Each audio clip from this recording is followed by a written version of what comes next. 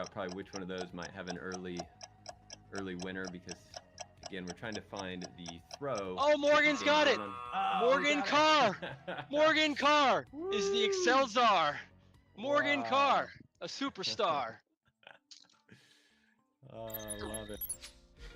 He comes to cell number 30 in the movement number 8. Then next time he goes back 3 cells and probably goes forward 2 cells or something like that. What's going to happen next? If she has received one answer correctly, if she's able to get all the numbers done, and the first one is correct, actually, she's copying the formulas. If she's able to do that the right way, she's going to be getting 1,000 points straight away, and there's going to be a clear win there. That's quite a lot. Ooh, oh my God, have a look at the score. Points. So Gabrielle has taken the lead in this match. She's clearly fixed up one of her formulae. We can see that she's managed to solve quite a lot of problems now. So now the pressure is on Anup in the last minute to see if he can catch up those last few questions he needs to get back ahead and retake the lead. Oh my gosh. Oh. Wow. That was an amazing match. Oh my gosh. It looks as though Joseph's actually pulled ahead over Diarmuid at 550. Finished off top 4. Oh no. Yeah, and Michael Jarman as well, finishing off as well there. So Joseph sitting with a sizable lead here, unless Diarmuid can pull it back. Let's go ahead and pull it on over to Joseph real quick and see where he's working right now. With a minute 40 to spare. Probably feeling fairly comfortable in this lead right now, but still working. But he had them eggshells and flour everywhere and butter on the floor, but that pie is coming together. And he does have a little table. See that little table of ones and minus ones. Beneath his results. A little difference table there starting at row 14, you're right. Right, yeah. So He's just done something good. Oh my God, he scored both of them. Okay, so he's oh my gosh. And now he's on to the bonus question, right? Now he's on to the bonus. Now he's got the data table right there. There's the data table. And the data table is exactly the way to do it. If you've got the way to reorder it. 293. Does that sound right? 293 in. Yeah, and now he's going to get his answer. There, 293. And you can see his score's gone up. 293 is correct. Wow. And in about 30 seconds, he's going to finish the case in 20 minutes. In less than 20 minutes, actually. I warned him about. That's another perfect score at the time. Wow, look at that. Well, that's it. That's incredible. Look at that. We have a winner. For my American friends, Dim is the Michael Jordan of Excel. This is incredible. Absolutely. Oh, there it is. We just see 991. Find that cell. There it is. He's see? Yep. There we that are. was it. That was it. We have our first lock. Look at that. Look at that. There won't be enough time. There will not be enough time. Andrew. 3, 2. Andrew is going to be our winner. There we are. Oh. Time is up. Winner, Andrew.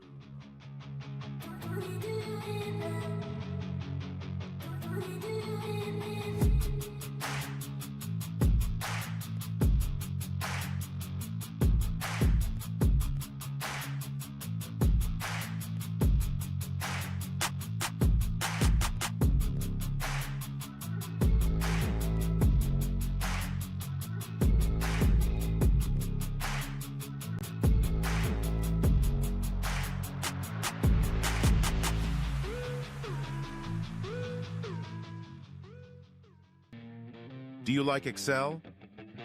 Challenge your skills and take part in Microsoft Excel World Championship. Get recognized, win $15,000, boost your Excel skills, and go to live finals in Las Vegas at HyperX Arena from October 7th to December 9th, 2023. Sign up today.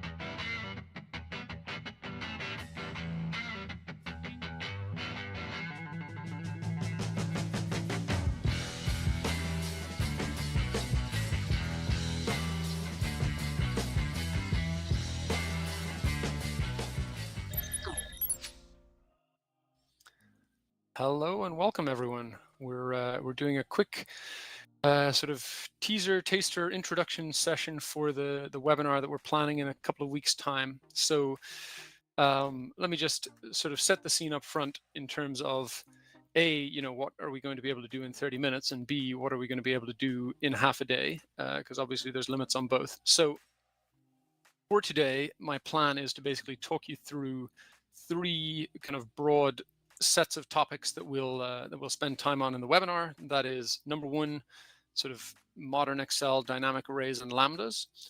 Number 2, dashboards, both kind of making them look nice and also kind of producing them efficiently. And then number 3, automation, meaning both VBA and Power Query. So just to kind of set the scene, that is a sort of short thing to talk through. It's a very it's a very big curriculum. So in the space of 4 hours, what do I think we can do? I think the answer is we can kind of set the scene. If you're new to sort of all of those things, we can give you a very good sense of what you can do with each one of them. What are the directions you can take it in, and there's going to be some kind of materials in the sessions that you can kind of use to explore later, to try things out, to kind of have a go yourself and then look back at the kind of the version I've made or something like that, so that you can kind of build on it. But just to be realistic, you are not going to come into this session and then come out 4 hours later being totally fluent in all these things. But I think it can be a very kind of strong foundation in all of them, and a really good sense of where you can go, and that kind of thing, which A, I think that's as much as is achievable in half a day, but B, I actually think that's kind of the biggest value in terms of learning these things, is like, why would I want to, and what can I do with it? Because then you look at what you spend your time on in Excel day to day, and you think, okay, so actually Power Query would really help over here. A little bit of VBA would make a big difference over here. Switching this to dynamic arrays would make a big difference over there, and so on. So that's high level. That's the plan, both for the half day full session, and then the idea is just basically to give you a slightly more detailed sense of the curriculum in the next half hour. The other thing I want to do in the next half hour is just address any questions, because I'm sure people have kind of specific things like, will you be able to cover this, or how much time will you spend on that, or other things. So if you have questions, put them in the YouTube chat, and I will try to address those. But having said that, I'm going to jump in with the first topic, and that is dynamic arrays and lambdas. I'm going to put something up on the screen here. This is, again, very much, right now I'm not trying to teach you how to do things. I'm just trying to give you a taste of what can be done. So if you're, you might already have come across dynamic arrays. Maybe this is a little too basic, but I want to start both today and again in the webinar. I want to start from a place where someone who doesn't know anything about dynamic arrays, or doesn't know anything about Power Query, or doesn't know anything about VBA or whatever, can join in. We're going to go through the first bit at a relatively quick pace, but again, there will be materials, there will be examples that you can reference back to later, so you shouldn't get totally lost. So I want to sort of talk about 3 very, very, very high level ideas about dynamic arrays. The first one is what I would think of as something that just spares you copying down. So let's say, for example, that I want, here's my departure airport, here's my arrival airport. Let's say I want to add a column that joins those 2 together. So I could do something like this, that and that and that. And there's Buenos Aires, Riga. Just, if I wanted a unique lookup rather than having to look up on 2 columns, for example, then I could come down here, copy that down. By the way, it says it here, but this kind of example data is based on the April esports battle. So, you could copy it down just like that. Or with a dynamic array, you can, instead of referring to single cells, you can refer to the full range. These are actually changing into named ranges because I've given them names, but that's okay. It works just the same. Press enter, and then it fills it all the way down. So that's the most basic case. Honestly, it's also the one that you're most likely to look at and say, well, sure, but I could have just done that before anyway. But that's a start. let's say we're interested in doing something with the schedule here. So let's say we want to look up each of these airports to figure out the airport code. Then you can do that with a single X lookup. Look up this whole 2D range in here and return from the code, and it'll spill out a 2D array there. So that's kind of one set of things. I guess the second set of things, and this is more getting into the realm, not quite of things that you couldn't do before, but things that you couldn't do anywhere nearly as easily before. Here's an example schedule that I'm interested in working with, and it is delivered in the form of airport code pairs, just like, you know, kind of real flight routes, separated by semicolons. And there's a whole bunch of them. So here you can use something like a text split to split this up based on, split it into columns based on that, and into rows based on that. And now you've got an array, which is each row is an airport pair, and each column is there's a row for each route.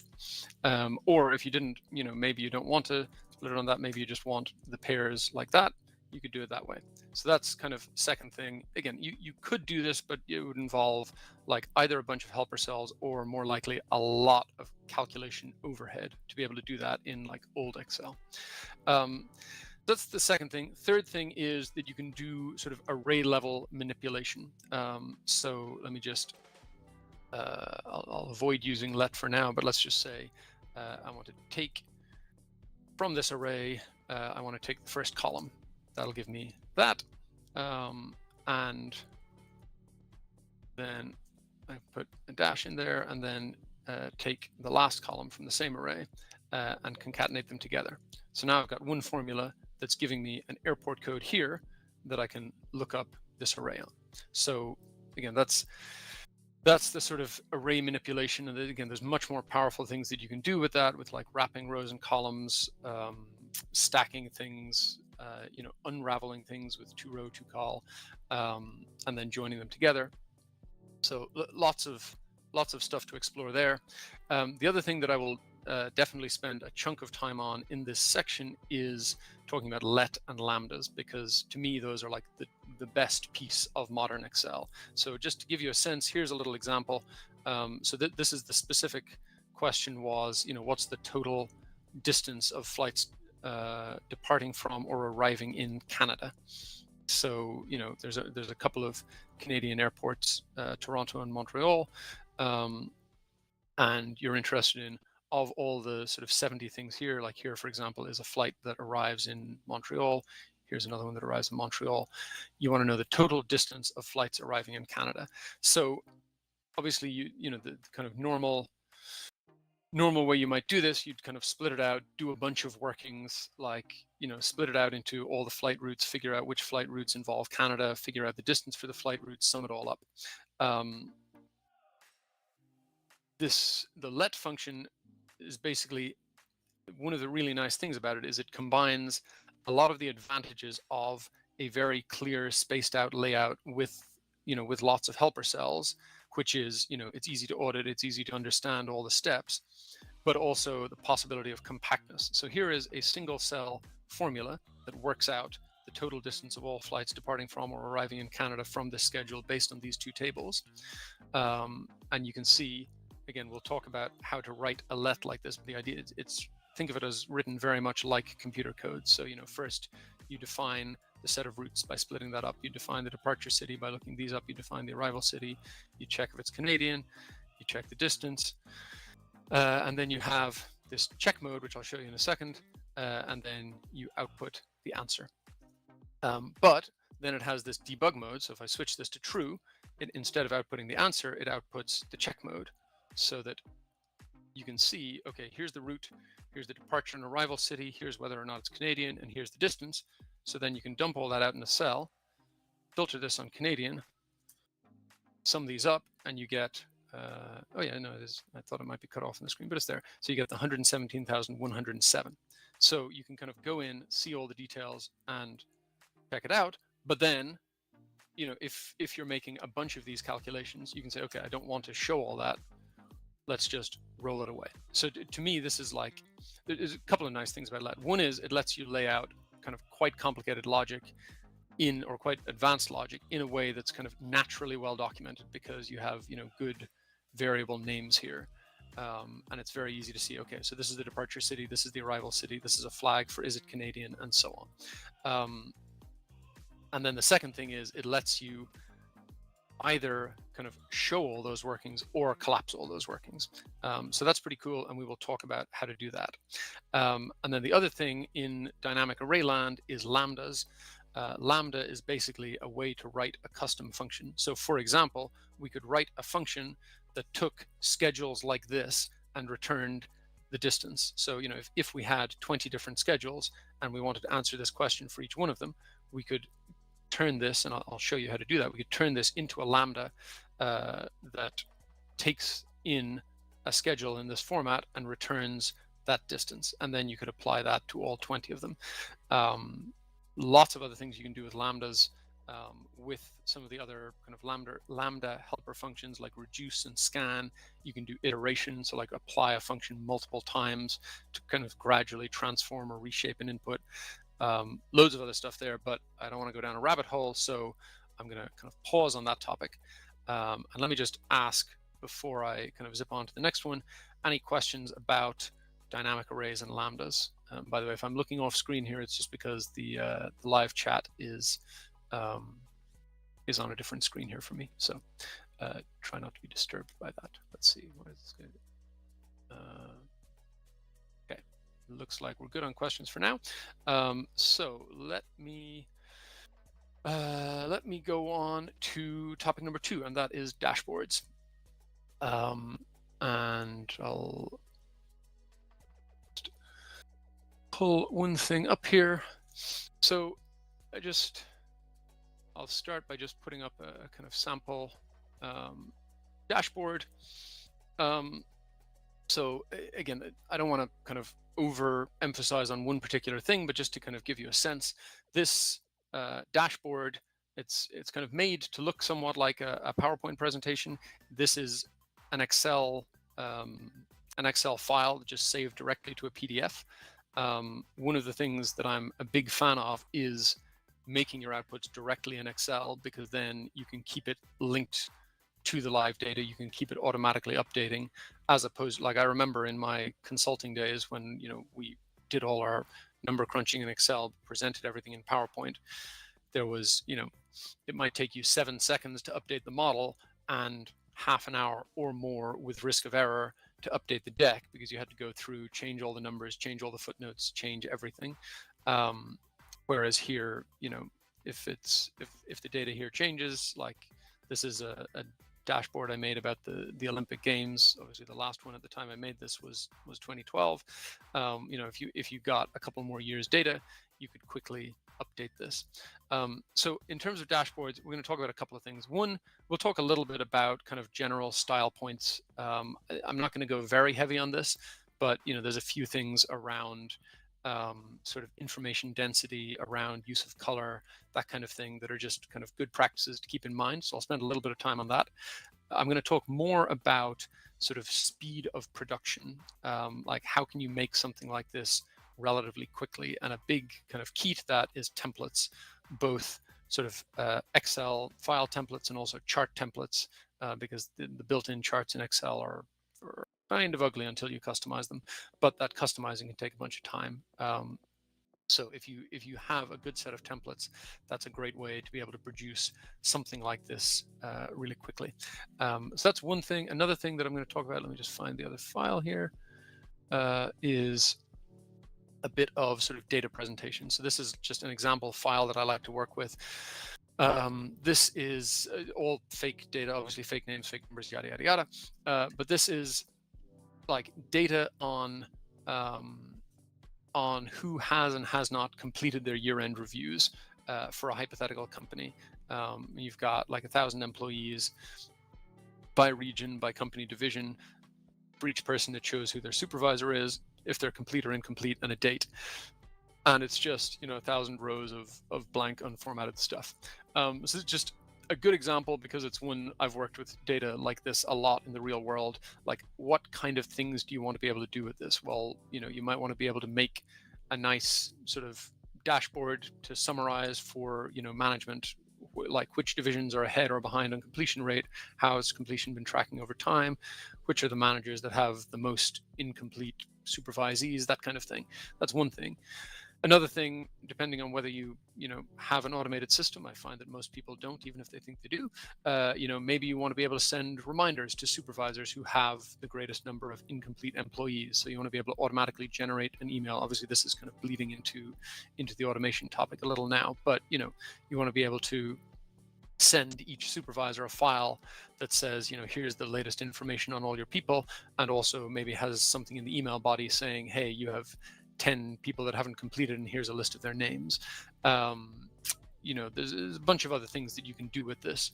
But, just the kind of core idea is taking some raw data, turning it into actionable insights, turning it into kind of specific output.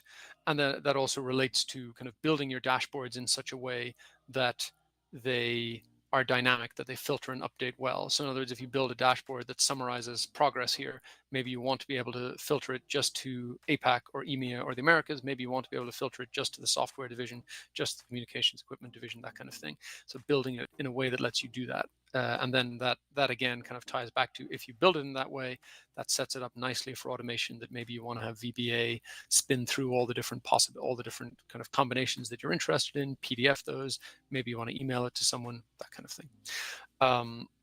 So that's the sort of main topics for the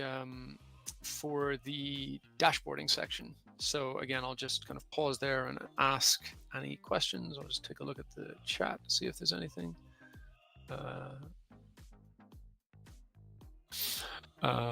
Okay, looks like no. All right, so let's go on to the last topic. I don't have anything to put on my screen for this one, but let's talk about automation.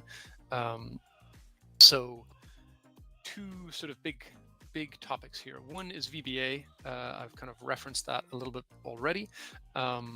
So a few things. Number one, you've probably, if you've ever touched VBA, probably the first thing you did with it is record a macro. And you can learn a lot by recording macros and seeing things. So what I will focus on, rather than trying to teach you like all the syntax or all the anything of VBA, is think about what is the minimum supplement that you need to what you can quickly learn from the macro recorder. And that is going to mean a couple of things. Number one, what the macro recorder produces is generally very brittle. And by brittle, I mean it's easy to break. So for example, you record something with the macro recorder, later you insert a column, later you change some small detail, and the macro runs and it breaks. So setting it up in such a way that you can have references that will naturally move as you insert columns, and there's kind of easy ways to do that. That's a big impact. Second thing that's a big impact that the macro recorder won't do is adding in some basic loops. The one that I find most valuable is just a loop that iterates over a collection. So for example, for each manager in a list of managers, generate an email or something like that. But there's also while loops and just kind of index counting for loops and that kind of thing. Again, you don't have to sort of learn all the syntax of them, because it's once you understand, okay, in this situation I need to do a for each loop, then you can Google that, and in 3 seconds there's 100 examples. That's really easy. So the thing that you want to get out of this is understanding what's possible, and understanding in what situations you would want to use this. So that's kind of one piece. I guess the other thing we'll talk a little bit about is I mostly use VBA for things that are for me. So for example, generating a bunch of emails to send to people, or generating a bunch of different views of a dashboard, or other things like that. If you want to build something that is for an end user that is different from you, or for multiple end users, the bar is frankly way higher. I certainly don't claim that I'll be able to teach you everything you need to know about this, because the range of different things you might need to anticipate, what if the end user is on a Mac? What if the end user is Excel Online? What if the end user is this? What if the end user is that? What if the end user has like different, language culture settings?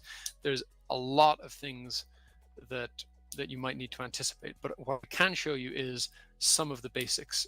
For example, something that if you open up a file that requires macros with macros disabled, it will open up just saying, hey, this file needs macros to work. Here are some instructions that you can go through to do that.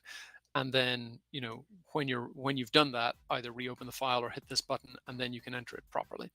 And that's just being able to do that is the biggest thing, because if your file opens directly into something that you want users to interact with through macros, and the macros aren't working, then it'll behave weird. They won't understand why, and so on. So those are kind of the main topics for VBA. And then hang on, let's see, what do we got in questions? Oh, a great question from Harry. God, this looks like I planted it. All right, so I'm going to answer Harry's question after I go through the other bits, but I love the question. The question is, talk a bit about my attitude to learning and how this can affect people's productivity over time. And I see a second question. At what point do you think Excel becomes antiquated and replaced with things like Power Query and doing things directly within Power BI for transformation of data? Really interesting question. I think that it depends a lot on specific use cases. So I think for someone who wants to just manipulate data in a specific way, there is usually a better tool than Excel. I think at what point does it become that there are so many of these that are so comprehensive that Excel is just not used at all? I don't know, never, or like decades away. I think it's already the case that for specific applications, like, you know, for people who do heavy data science work, for example, in principle, you can do a lot of that stuff in Excel, but it's not the best way to do it. Even with, you know, Python now in Excel, it's still not the best way to do it. And you know, it's something I try to be conscious of as a sort of Excel expert. You know, there is this risk that when you have a hammer, everything looks like a nail. And when you know Excel, because Excel is incredibly flexible, everything looks like something that should be tackled with Excel. Often there are specialized tools that are more suitable. But the flip side of that is that Excel, you think of it as like the second best tool for everything in kind of, you know, data land, reporting land, just for an incredibly broad set of things.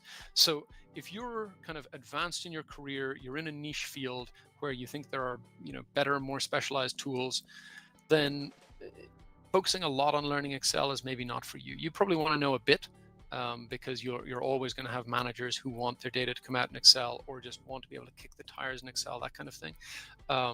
But you know, if you're in a kind of narrower area where there are specific tools, just go with it. That's where you want to be. If you are earlier in your career, if you want to retain flexibility to be able to kind of move into different areas, that kind of thing, then learning a tool like Excel, whose biggest strength is that it's incredibly broad, incredibly flexible, is probably a very, very good investment. So I don't know, I could talk for hours about that, but I'll leave it at that. Let's see, what else do we have? I think you realize okay, so I think that's kind of yeah, I agree with that. There's certainly size of data. So there's an additional comment in the YouTube chat here just about size of data is one reason to kind of move away from Excel. Now, I would say the topic I was about to come on to, nice segue into that, is Power Query. People have this perception that dates back to, you know, kind of pre-2007 especially, and even somewhat post-2007, that, well, you know, Excel has a file size limit. It can't be bigger than 65,000 rows, or, you know, in the last 16 years, it can't be bigger than 1 million rows. So the last kind of topic I want to talk about, and then I do want to circle back to Harry's question, and there's another question here about how I got into financial modeling competition. I'll come back to that one as well. But the last topic I want to talk about is Power Query. Power Query is the simplest way to explain it, if you kind of haven't come across Power Query but have come across Access or any other kind of tool that uses SQL, is it's somewhat like SQL in Excel. Now, as soon as I say that, obviously the SQL lovers of the world will be like, how dare you? SQL is so much bigger, faster, handles bigger data, or whatever. But there are applications where you need like billions of records and super real-time everything and blah, blah, blah. I think of those as very, very specialized fields. But there is an enormous space, and it's only getting bigger, of what I think of as like not, capital B big data, but sort of medium data. And by medium data, I mean something that's probably a little bit too big, like might be too big to open in Excel at all if it's over 1 million rows, or it just might be kind of certainly too big to just kind of scan through and get any meaningful insights from. But it's anything in the range of, say, 100,000 rows of data to a few tens of millions, maybe even hundreds of millions. That might be pushing it.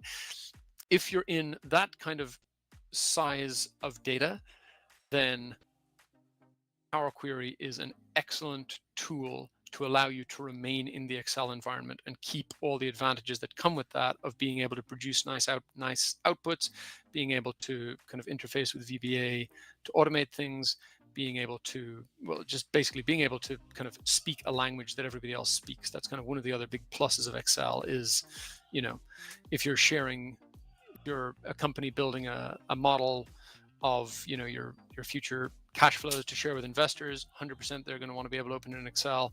If you're sharing things with senior management, they're probably not going to open it as a Python file or something like that. It's the output is going to need to come out in a format that they understand, in a language they understand. So Power Query basically massively expands the range of data that Excel can deal with. To, you can import data from kind of dozens or hundreds of files. You can import, very, very large data sets. But you can also, even if your data isn't huge, the other kind of big strength of Power Query is like, merging data sets together, which can be a lot more intuitive than writing lookup formulas. It's, manipulation. So for example, that thing I showed you earlier where there was a bunch of root codes, like you can split that into rows and then match that against the other tables and that kind of thing very, very naturally in Power Query. And the nice thing about Power Query is, I mentioned one of the drawbacks to me of VBA is that VBA macros are very brittle. They're very easy to break. Power Query has a powerful GUI, graphical user interface, that you can do, call it 80% of basic tasks through, maybe even more of basic tasks. You can do a lot of basic tasks through, and it records those, and it records those in a way that's actually much easier to reproduce. A little bit like VBA, there's a couple of small things that will sort of turbocharge it. So like being able to add a loop in VBA, being able to make your source reference file dynamic, being able to have a dynamic parameter table, will make your Power Query much, much more flexible than what you could get purely from the GUI. But then also you can get into kind of much more powerful applications if, what you do in the GUI records the steps, records them in a way that's very easy to repeat, but also records them in a language that you can then go and edit in more detail to kind of get more powerful and more flexible analyses. So that's kind of very high level what Power Query does.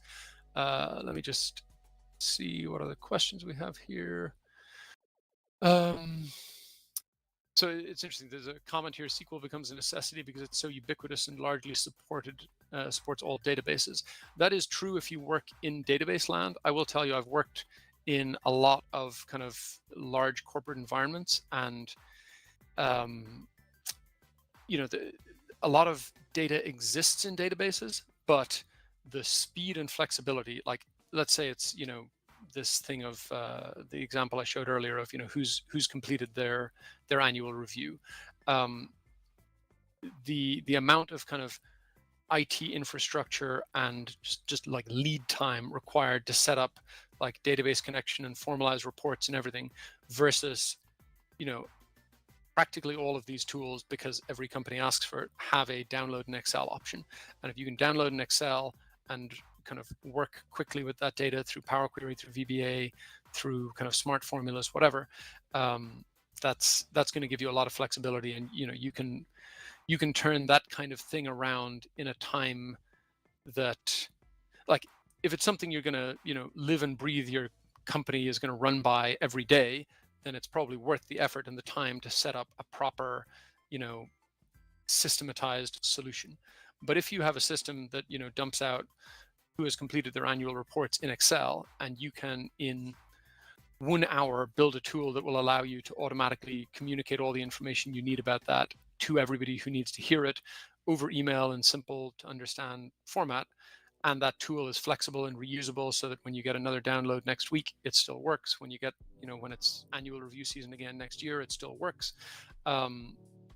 Just the sort of speed of building, either as a prototype for something to come later. I've often done that in with some of my bigger clients, like, hey, we have an IT project to build this thing over the next 3 months, but can we have an immediate prototype over a couple of days in Excel that people can start using, start kicking the tires, start understanding, where there are going to be shortcomings, so that we factor that in to the bigger picture design.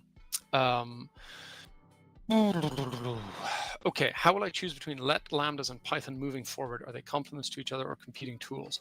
I am loving learning Python. I would say, again, somewhat context specific, I would lean more heavily right now on let and lambda if you want to learn Excel. Again, if you want to specialize in Python, I would think of that as a much more specialized tool, but it's still a very broad, very powerful tool, but it is much more specialized. Think about like number of Python developers versus number of Excel users. There's no comparison. If you want to be able to work in Excel and share your things with Excel users, I'd stick with let and lambda for now, because it looks like Python is going to be a charged add-in, but also anything that's kind of formula in the grid feels a little bit less like sorcery. Like you'll find there's a lot of kind of senior managers who came up through the ranks working in Excel, knowing how to use Excel, and they want to be able, this is where like the thing always comes of, can I download this cool dashboard in Excel? Because they understand how to like do a pivot table, how to do some summary statistics, how to get their own independent view on what does this data look like and use that as a sense check. They want to be able to do that, and if you have Python in there, that's going to look too like sorcery for them to be able to work with it.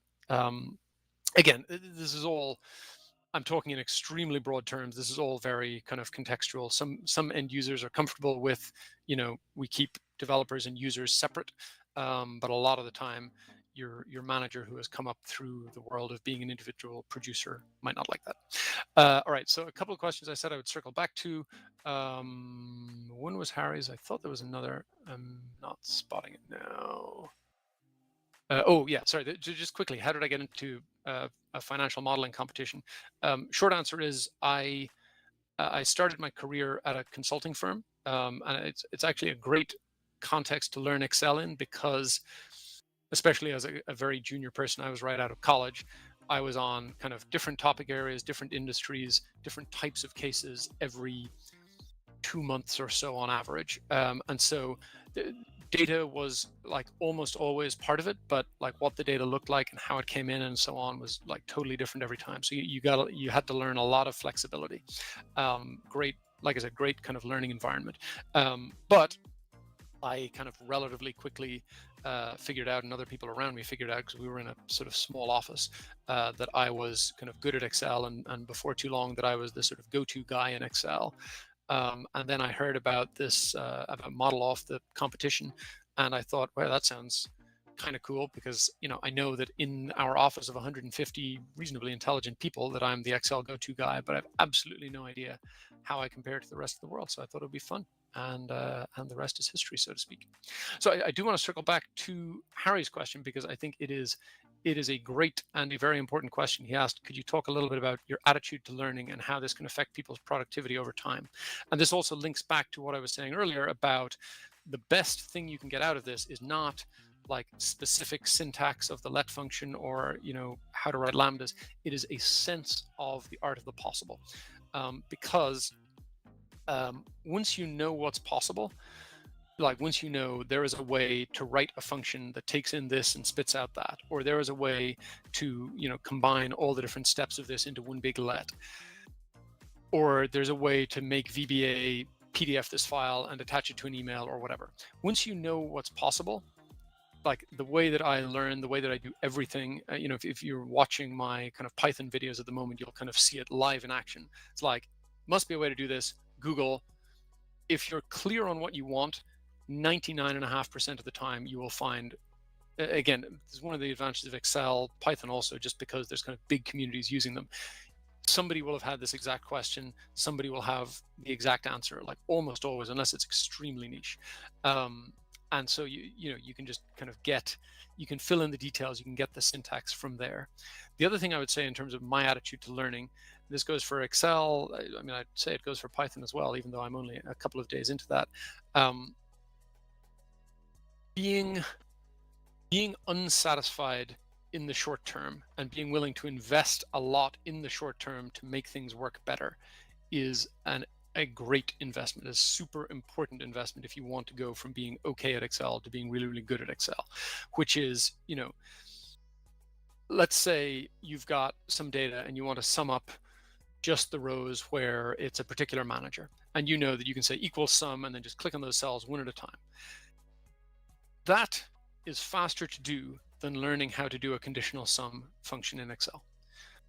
But if you iterate that over every time you do something like that for the next 20 years, it's enormously faster to learn a better way to do it. So in other words, if you take 1 hour today to do a 5-minute task, the payback over the course of your career is huge.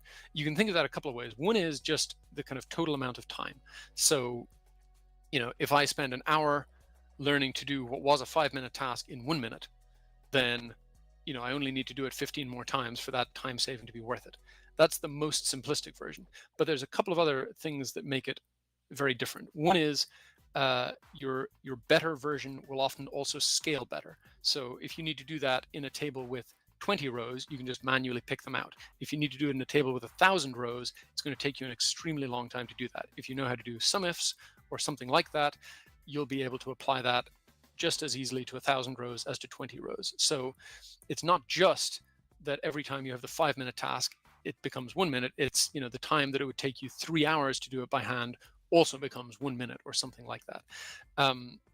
The second thing is that the manual method is often very error prone. So if you're just kind of manually clicking on individual cells, or, worse still, if you're just kind of highlighting cells and looking at the sum down in the bottom, there's a big chance that you'll miss one just by manually scanning. And depending on how you do it, there might not be any audit trail to go back later. So if somebody says, hey, where did you get that 475 from? And you go back and click on a few cells again, but this time it's 533. What happened the first time? Who knows? So it's not just that you can be faster, it's that you can be faster, more scalable, more automatable if you take the time to learn how to do it better. The other thing is, not all time is created equal. So especially earlier in your career, people don't kind of have as high expectations. If you are really slow the first few times because you're deliberately learning the best way to do things, and then suddenly you're 10 times faster than everybody else around you, that's a progression that is going to, get people's attention, have you advance in your career.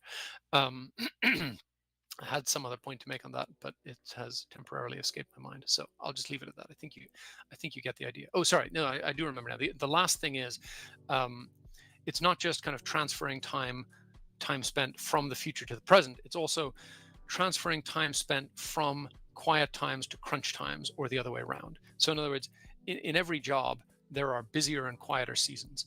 If you spend your quieter times looking at the things you did last time you were really busy and how you can automate them, how you can do them smarter, even if it means that you spend, hours on it today because you don't really have much on your plate today, if the next time a crunch comes around, and instead of having to work until midnight or 2 a.m. or all night long, and I've done all of those at different times, sad to say, now you can kind of do it really quickly, then that's huge. Like if you work, like I've done a lot of work on kind of year-end bonus planning, compensation. That's all crunch around the end of the year. If you work in anything to do with accounting, there's a big crunch around kind of tax season. There are lots of jobs where there are big crunches like that. And so if you invest during quiet time, then suddenly that crunch time can become manageable, or you can take on much more or whatever.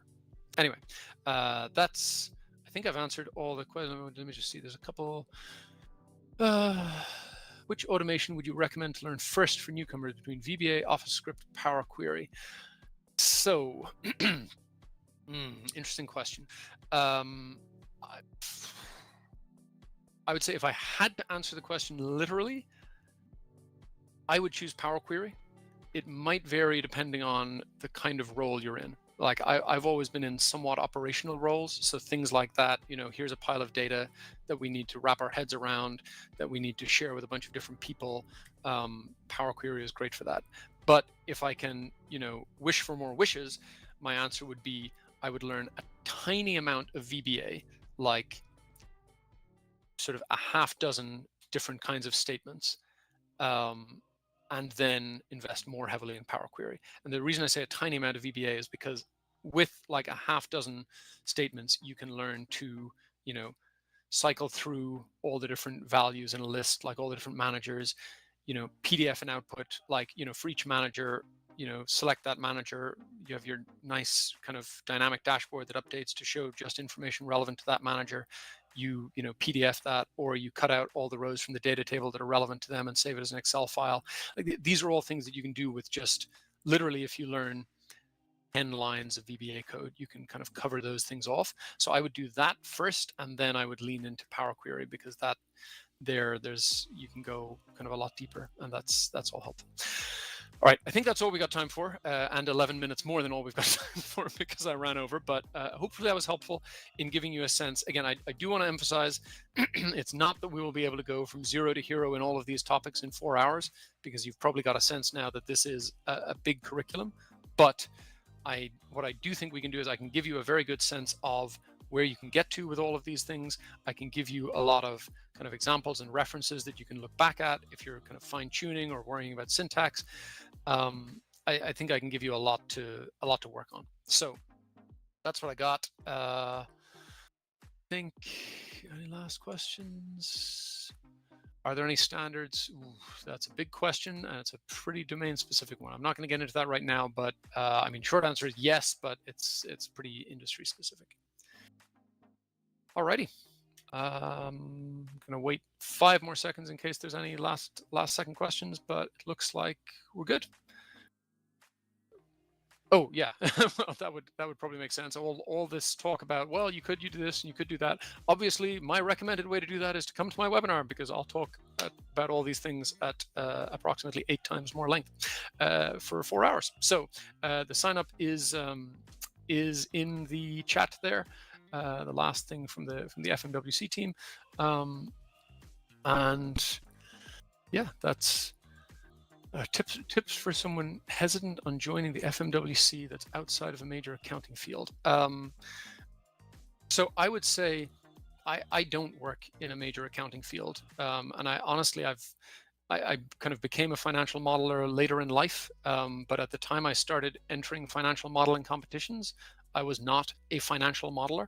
The biggest reason for me to enter these competitions is the learning opportunity. Like, if you read about, what does it take to become really good at something, a key piece of it is deliberate practice, and a big piece of deliberate practice is bite-sized chunks and immediate feedback. And that's actually very hard to come across in the real world when you're building financial models, just because the timelines are longer, and because someone else isn't going to build the exact model they've assigned to you and tell you if you got each individual answer right. So being able to work on a problem for 40 minutes or an hour or whatever, to 2 hours, even if it's meant to be a 40-minute problem, but you're new to this stuff, work on it, see if you got it right, see some examples if you didn't get it right, that kind of thing. It's a huge learning opportunity, both for like finance specific stuff and for Excel skills more generally. All right, I'm going to stop looking at the chat now, because otherwise I'll just be here all day. But obviously, I'm happy to answer questions, and so you may find answers to some of the questions on my YouTube channel, because I do talk about a lot of this stuff. There's some of it that you can't do in the way that we're going to do it in this webinar, but there's also a lot of stuff that I cover there. So, all right, I think that's all we got time for. Thanks everybody for coming along today.